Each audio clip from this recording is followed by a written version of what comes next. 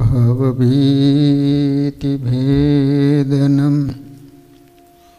सुखसम्पत्करुणानिकेतनं व्रतदानतपः क्रियाफलं सहजानन्दगुरुं भजे सदा। ॐ अवतारिणे श्री स्वामिनारायणाय नमो नमः।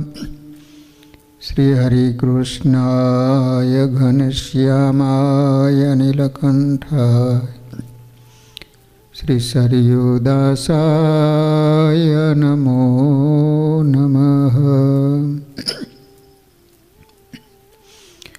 बोलो स्वामीनारायण भगवाननी जय। श्री हरिकृष्ण महाराजनी जय। श्री राधा कृष्ण देवनी जय। श्री नरनारायण देवनी जय। श्री लक्ष्मीनारायण देवनी जय। श्री रामचंद्र भगवाननी जय। श्री विघ्न विनायक देवनी जय। श्री कष्टभंजन देवनी जय। ओम नमः पार्वती पतये हर हर महादेव हर।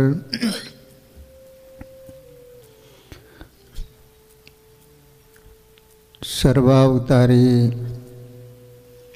अपना सौना इष्टदेव श्री स्वामीनारायण महाप्रभुजी, अपना सौना धर्मगुरु परम पूज्य आचार्य महाराज श्री श्री स्वामीनारायण मंदिर एडमंटन,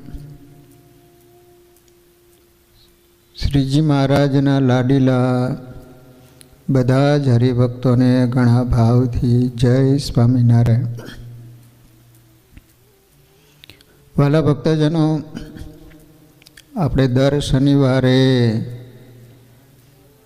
भगवान अने भगवानना भक्तोना सुंदर चरित्रों आपणे श्रवण करी रह्या छीए।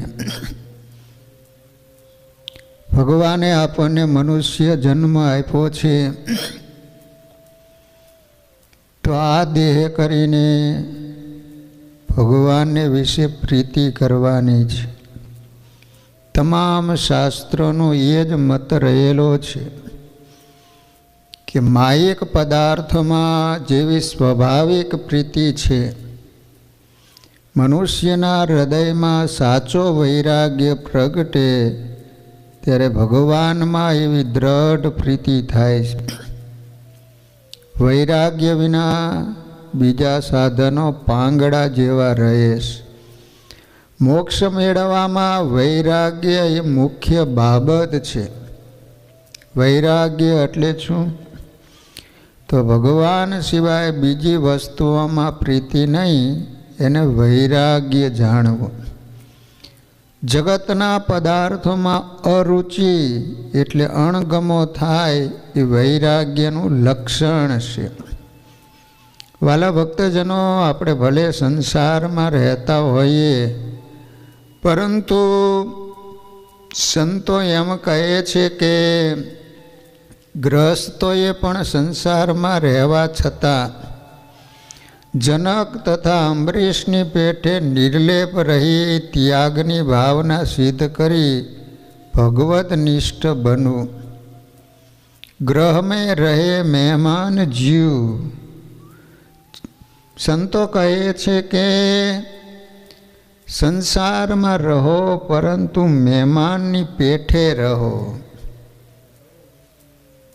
घणा बधा ग्रस्तनी अंदर रहीने जड़ कमळवत रही भजन कर्युं छे।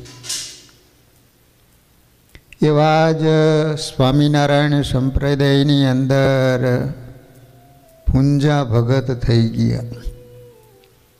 कार्याणी थी उगमणी तरफ 3 ગાવું પાણવી નામનું ગામ છે. ત્યાં ક્ષત્રિય ભક્ત પૂંજા ડોડિયા રહેતા હતા. તેઓ પૂર્વજન્મના બલિષ્ઠ સંસ્કારવાળા શુદ્ધ મુમુક્ષુ હતા.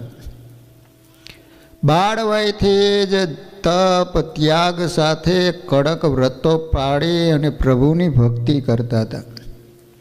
કોઈ પવિત્ર સંત મહાત્મા મળે તો એના દર્શન સેવા સમાગમ કરતા, પરંતુ વિશેષપણે તો તેઓ એકાંતમાં બેસી ધ્યાન ભજન કર્યા કરતા.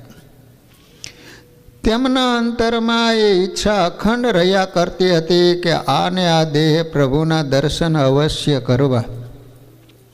પોતાના ધ્યેય પ્રમાણે તેઓ ખૂબ ઉત્સાહ અને અતિ શ્રદ્ધા વિશ્વાસ સાથે દિન પ્રતિદિન અધિકપણે પ્રભુ ભક્તિની ધૂનમાં તલ્લીન બની રહેતા હતા. આમ કેટલોક સમય વીતી ગયો, છતાં પૂંજા ભગતની ઈચ્છા પૂર્ણ થઈ નહીં. એટલે છેવટે દ્રઢ સંકલ્પ કર્યો કે આ દેહથી પ્રભુના પ્રત્યક્ષ દર્શન ન થાય ત્યારે આવું વ્યર્થ જીવન જીવ્યાનો શું લાભ? માટે અમે કોઈ પવિત્ર તીર્થભૂમિમાં જઈને આ દેહનો ત્યાગ કરી દો. આ રીતે વિચાર કરી ભાવનગર તરફ નાના ગોપનાથ પાસે ગયા. ત્યાં સમુદ્રના કિનારા ઉપર એક મોટું શિવલિંગ હતું. ત્યાં જઈને બેઠા. પૂનમે સમુદ્રની વેળ આવે ને ત્યારે પુષ્કર ખારા પાણીથી એ શિવલિંગ ઢંકાઈ જતું. જ્યારે વેળનું પાણી આવવા લાગ્યું ત્યારે પૂંજા ભગતે પ્રગટ પ્રભુને મળવાની આશાથી એ શિવલિંગને જોરથી બાથ ભરી, પણ જળનો એવો જોરદાર ઘોડો આવ્યો કે જેથી પૂંજા ભગતને ઠેલીને ઘણે દૂર બહાર ફેંકી દીધા. ત્યારે એ આશ્ચર્ય પામ્યા કે આવા અતિ અગાધ જળમાં હું કેમ જીવતો રહ્યો? મારું મોત કેમ ન થયું? હવે મારે જરૂર મરી જવું. માટે આવતા પૂરમાં હું ફરીથી પડીને બુડી મરું, આવો નિશ્ચય કરીને પૂંજા ભગત સમુદ્રના ઊંડા પાણીમાં પડવા માટે ચાલ્યા ને ત્યારે આકાશવાણી થઈ, અરે ભાઈ, તું શા માટે અહીંયા વ્યર્થ મરેશ? ઘેર જા, તને પ્રગટ પ્રભુ મળશે. વાલા ભક્તજનો, જ્યારે આ રીતની આકાશવાણી થઈ તરત જ પોતે ઘરે આવેશ. જ્યાં પાણવી ગામ આવ્યા ત્યાં ગામના ચોરામાં કૃપાનંદ સ્વામી, ગુણાતીતાનંદ સ્વામી અને બીજા 2 સંતો એમ 4 સાધુઓના એને દર્શન થયા પૂંજા ભગતને. એ વખતે આરતીનો સમય થયેલો હોવાથી સંતો ગોટી બોલતા હતા. પૂંજા ભગતે બહુ ભાવથી પગે લાગીને સંતોને પૂછ્યું, આ 4માંથી ભગવાન કોણ? ત્યારે કૃપાનંદ સ્વામીએ કહ્યું કે ભાઈ, અમે ભગવાન નથી, પણ અમને ભગવાન મળ્યા છે. અમે પ્રગટ ભગવાન સ્વામિનારાયણના સાધુ છીએ. પછી સ્વામીએ મહારાજના ઐશ્વર્ય પ્રતાપની વાતો કરી. તેથી એમના મનમાં શાંતિ થઈ. એટલે સત્સંગના નિયમો ધારણ કરી અને સત્સંગી બન્યા. પછી સ્વામીની સાથે પૂંજા ભગત ગઢપુર આવ્યા. ત્યાં શ્રીજી મહારાજના દર્શન કર્યા. સંતોનો સમાગમ કરીને એકાંતિક ભગત બન્યા. પછી દર મહિનાની બંને એકાદશીએ ગઢપુર દર્શન કરવા આવવું એવું નિયમ પૂંજા ભગતે લીધું અને નિયમ એમને જીવન પર્યંત પાડ્યું. પ્રભુ અર્થે કુરબાન થઈ જવાની ભાવના મુમુક્ષના હૃદયમાં જ્યારે પ્રગટ થાય છે ને ત્યારે એ સાચી તાલાવેલેથી અભંગ ઉત્સાહપૂર્વક અખૂટ શ્રદ્ધા સાથે રાત દિવસ પરિશ્રમ વેઠી વિકટ વિઘ્નો ઉલ્લંઘીને પણ અંતે પ્રભુનો સાક્ષાત્કાર કરે છે. એક પ્રબળ ઈચ્છા હજારો આવરણોને હટાવી અને ધ્યેય પાસે પહોંચાડે છે. જે શક્તિ, સમય અને સંપત્તિનો ઉપયોગ સૌ કોઈ લૌકિક વ્યવહારમાં કરતા હોય છે, તેના 100 કે 1000માં ભાગનો પણ ઉપયોગ જો આત્મકલ્યાણ અર્થે થાય ને તો સૌ કોઈ પરમ શાંતિ મેળવી શકે. કોઈ વિદ્યામાં નિષ્ણાંત બનવું હોય, અગર કોઈ કલામાં સર્વોત્તમ શ્રેષ્ઠતા મેળવવી હોય તો એને માટે જીવન યા હોમ કરીને સતત પ્રબળ પુરુષાર્થ કરવો પડે. એ રીતે જો પ્રભુ અર્થે એટલે કે ખરેખર તો આત્મકલ્યાણ અર્થે એવો મહાપ્રયાસ થાય તો પ્રભુ જરા પણ દૂર રહેતો નથી. પ્રભુનો સાચો મહિમા સમજાય ત્યારે જગત અસાર ભાસે અને પ્રભુ તરફ અનન્ય પ્રેમ પ્રગટે. જગતની કોઈ પણ વસ્તુમાં પ્રીતિ રહે નહીં ને પ્રભુમાં અસાધારણ પ્રીતિ થાય એટલે પ્રેમ થાય, એને જ ભક્તિ કહે છે. શ્રીજી મહારાજની મૂર્તિમાં પૂંજા ભગતનો પ્રેમ અસાધારણ હતો. તેથી તેઓ શ્રીજી મહારાજના દર્શન કરવા હર વખત આવતા. વારંવાર પ્રભુ નિરખીને દર્શન કરતા થકા કદી પણ તૃપ્ત થતા નહીં. ગઢપુર, ઝિંઝાવદર, કારિયાણી, સારંગપુર, બોટાદ વગેરે પાણીવીની નજીકના ગામોના સત્સંગીઓને પૂંજા ભગતે કહી રાખેલું કે શ્રીજી મહારાજ દેશાંતરમાંથી ફરીને તમારે ત્યાં પધાર્યા હોય ત્યારે કોઈ આવતા જતા સાથે જરૂરથી મને ખબર મોકલવા. શ્રીજીના સમાચાર સાંભળી પૂંજા ભગત ઘરનું ગમે એવું કામ હોય ને તો તુરત જ છોડી દઈને બહુ પ્રેમથી અતિ ઉતાવળે પ્રગલે દર્શન કરવા માટે પહોંચી જતા. કારિયાણીના વસ્તા ખાચરને પૂંજા ભગતે કહી રાખેલું કે શ્રીજી મહારાજ જ્યારે અહીં પધારે ને ત્યારે મને ખબર કરજો. પછી શ્રીજી મહારાજ કારિયાણી પધાર્યા ત્યારે જમરાડાના ગંગારામ દવે હતા. તો એ કારિયાણી ભિક્ષાવૃત્તિ કરવા આવ્યા. એને વસ્તા ખાચરે પોતાને ત્યાંથી લોટની તાંબડી ભરી આપીને કહ્યું, તમે જલ્દીથી પાણવી જઈ પૂંજા ડોડિયાને સમાચાર આપી આવો કે શ્રીજી મહારાજ કારિયાણી પધાર્યા છે. ભાઈ ગંગારામ દવે એકદમ પાણવી ગયા. ત્યાં પોતાના ખેતરમાં પૂંજાભાઈ હાથી હાંકતા હતા. તેમણે છેટેથી સાદ કરીને કહ્યું કે શ્રીજી મહારાજ કારિયાણી પધાર્યા છે.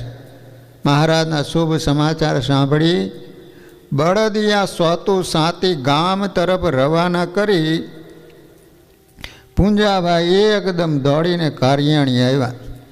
પરંતુ શ્રીજી મહારાજ અચાનક સાબદા થઈને સારંગપુર તરફ ચાલતા થઈ ગયેલા. પૂંજા ભગતે દરબારમાં આવી વસ્તા ખાચરને પૂછ્યું, બાપુ મહારાજ ક્યાં? વસ્તા ખાચરે કહ્યું કે મહારાજ તો થોડી વાર પહેલાં સારંગપુર પધાર્યા. તે સાંભળીને પૂંજા ડોડિયા ભૂખ્યા તરસ્યા એકદમ સારંગપુરને માર્ગે દોડ્યા.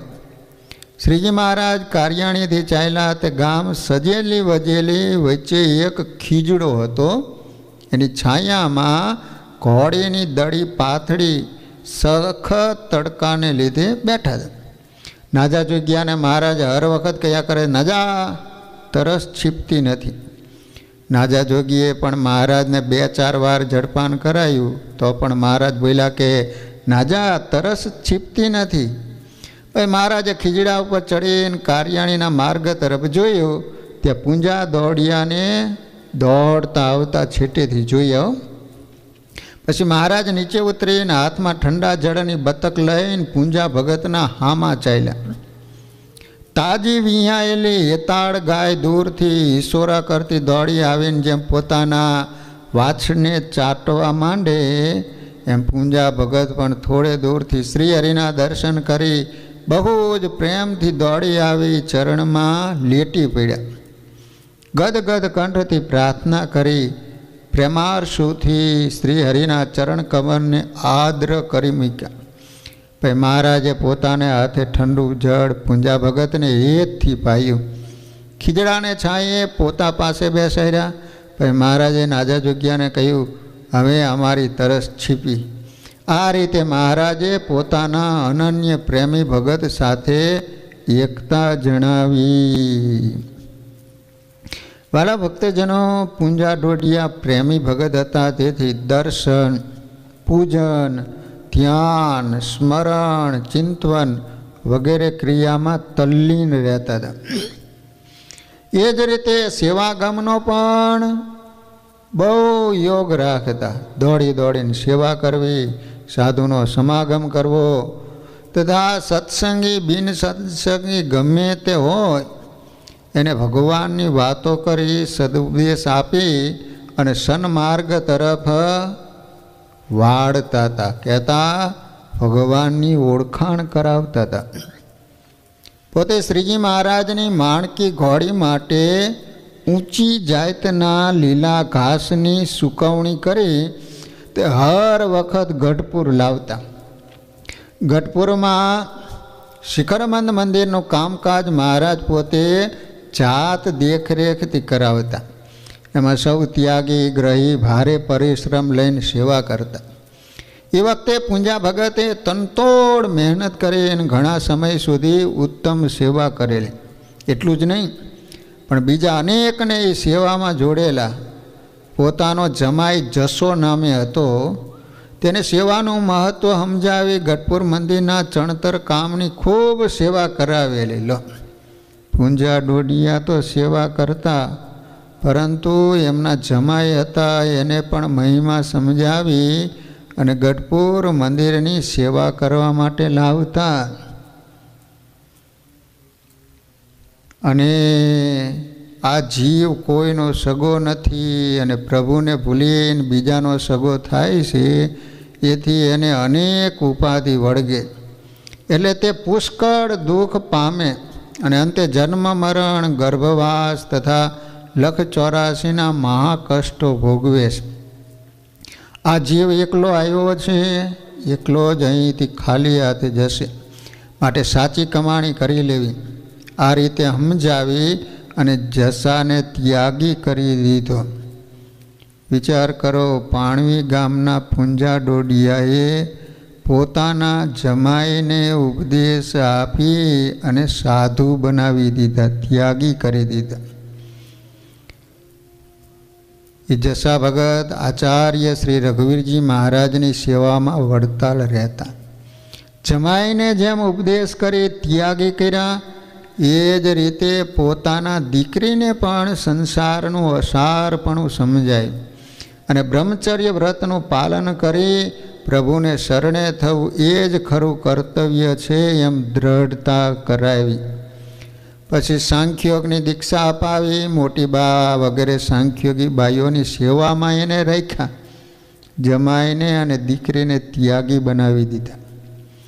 આ પ્રમાણે પૂંજા ડોડિયાએ મૂર્તિમાં તલ્લીન રહીને પણ દરેક પ્રકારે સત્સંગની શ્રેષ્ઠ સેવા કરી હતી અને પોતાના સંબંધીમાં આવેલા કેટલાય મનુષ્યોને સત્સંગમાં આત્મબુદ્ધિ કરાવી હતી. વાલા ભક્તજનો, પાણવી ગામના પૂંજા ડોડિયા કેવા ભગવાનના ભક્ત કે એને ભગવાન સિવાય જગતના કોઈ પદાર્થમાં લેશ માત્ર પ્રીતિ નહોતી. અને એટલો બધો એને સત્સંગ કરાવવાનો ખપ, એટલો બધો આગ્રહ કે એમના યોગમાં જે આવે એને ભગવાનના મહિમાની વાતો કરી અને ભગવાનની ઓળખાણ કરાવતા હતા. માટે વાલા ભક્તજનો, આપણને પણ એવો આગ્રહ હોવો જોઈએ કે આપણને આવા સર્વોપરી સ્વામિનારાયણ ભગવાનની પ્રાપ્તિ થઈ છે, આપણને આવા દેવોની પ્રાપ્તિ થઈ છે, તો આપણા યોગમાં જે આવે એને પણ એમનો મહિમા સમજાવી અને ભગવાનમાં જોડવા, મંદિરે લાવવા, કથા વાર્તાનો યોગ કરાવો.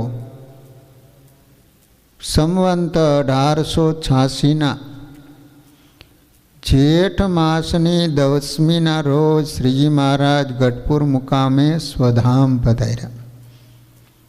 તે દિવસે સાંજના સમયે ભગુજી વગેરે બે પાડા કોઈ ખાસ કામકાજ અંગે કોઈ ગામ જતા ઊંટ લઈને પાણવીને પાદર નીકળ્યા. પૂંજા ડોડિયાને દર એકાદશીએ ગઢપુર દર્શન કરવા જવાનું નિયમ હતું.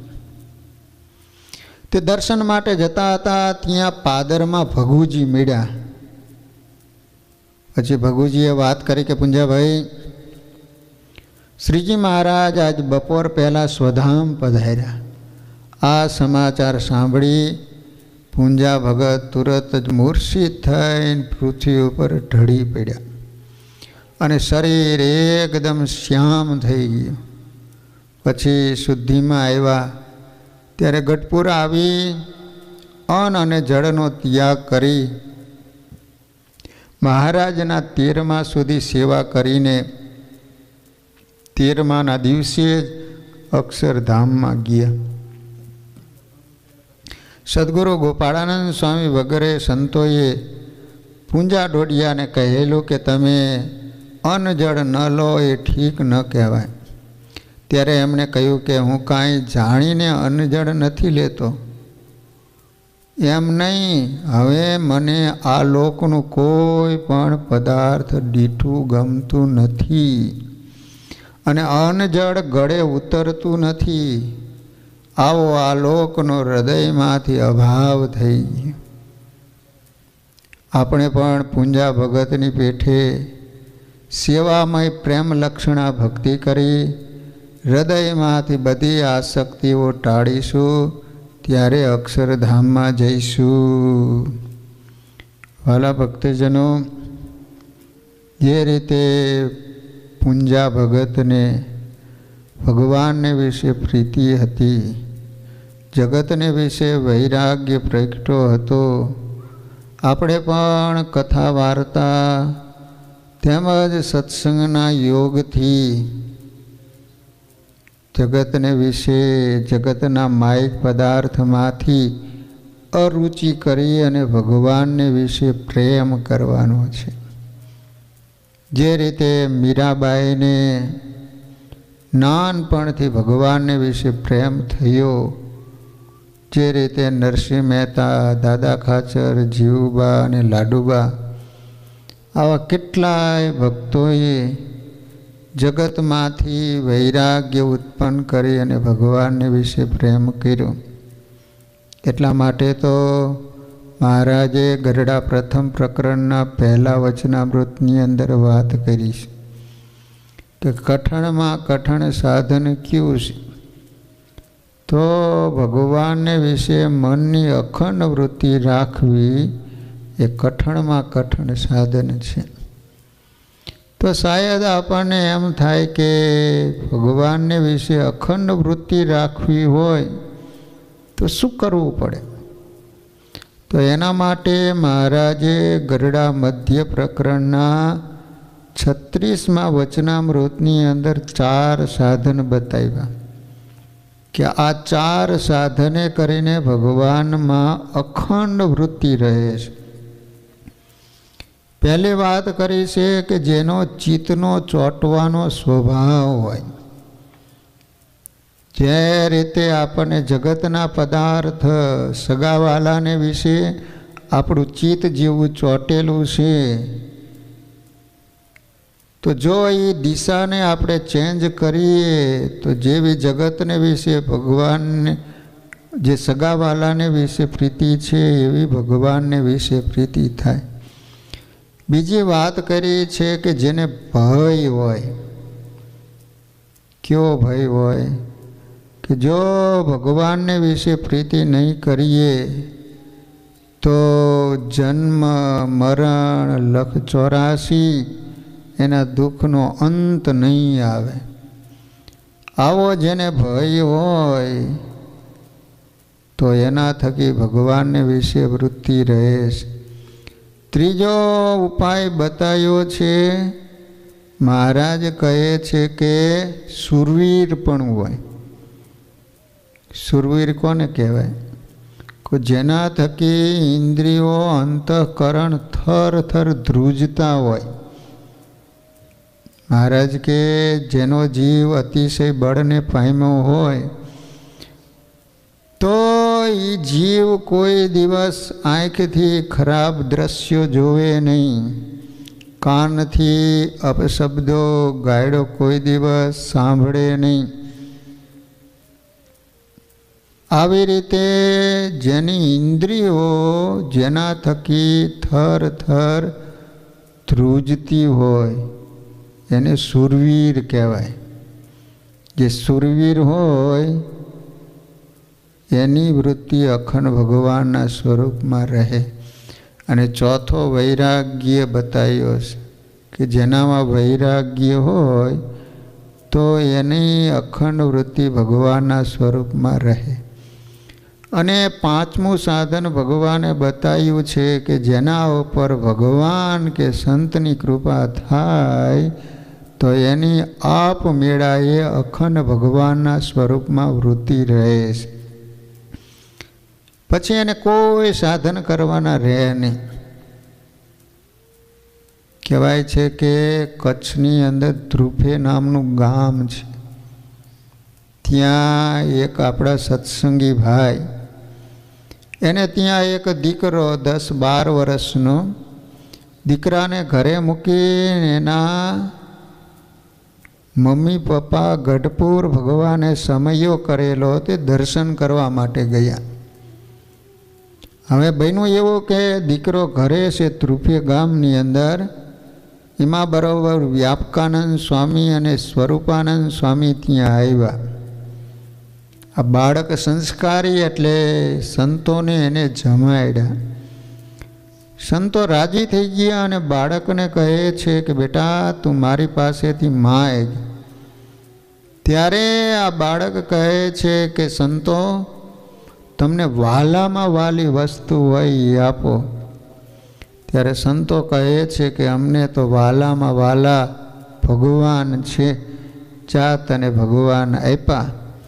અને વાલા ભક્તજનો આટલા જ્યાં શબ્દો બોલ્યા અને આશીર્વાદ આપ્યા તો એ 10-12 વર્ષનો બાળક એને અખંડ ત્રણેય અવસ્થામાં ભગવાનની મૂર્તિ દેખાવા માંડી. પછી તો મહારાજ ગઢપુરમાં જે ચરિત્રો કરે એ ઘર બેઠા દર્શન કરી શકતો. એના માતા પિતા આવ્યા ત્યારે એના માતા પિતાને બધી વાત કરી કે તમે ગઢપુર ગયા હતા ત્યારે ભગવાને આવા વસ્ત્રો ધારણ કર્યા હતા અને આ લીલાઓ કરી હતી ને. એના માતા પિતાને નવાઈ લાગી કે દીકરો ઘરે હતો, આ બધી ખબર કઈ રીતે આને પડી.